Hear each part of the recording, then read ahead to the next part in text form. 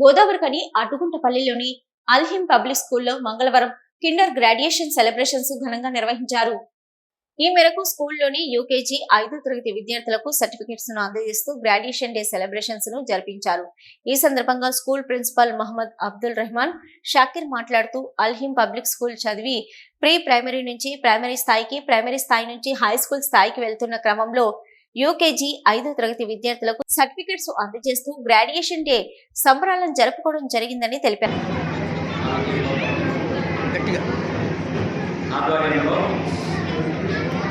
UKG అలాగే 5th class విద్యార్థులకు graduation day ప్రోగ్రామ్ని మేనేజ్మెంట్ వాళ్ళు చాలా ఘనంగా నిర్వహించడం జరిగింది. ఈ కార్యక్రమానికి చాలామంది అతిథులు కూడా రావడం జరిగింది. వీళ్ళందరూ ప్రైమరీ స్థాయి నుంచి హై స్కూల్ స్థాయికి, అలాగే ప్రీ ప్రైమరీ స్థాయి నుంచి ప్రైమరీ స్థాయికి వెళ్ళే విద్యార్థులందరూ కూడా గ్రాడ్యుయేషన్ డే ప్రోగ్రామ్ని మరొకసారి